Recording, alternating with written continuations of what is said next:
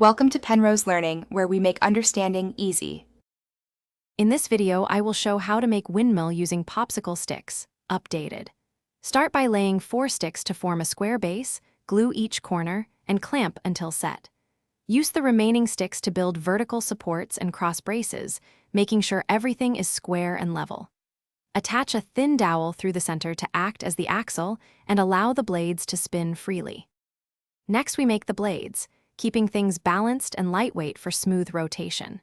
Cut 4 sticks identically, sand edges, and angle them 1/4 toward the wind to improve lift.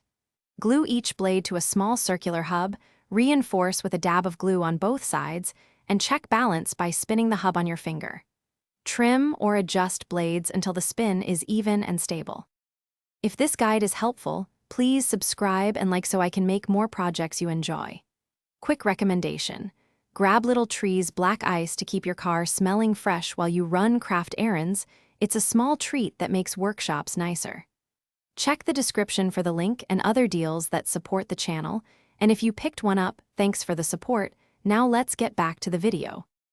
Now attach the blade hub to the dowel axle and secure it so there is minimal wobble but free rotation. Place the windmill on a stable surface, steady the base, and test with a gentle breeze or fan. Observe for any rubbing, imbalance, or loose joints, then tweak blade pitch and tighten connections.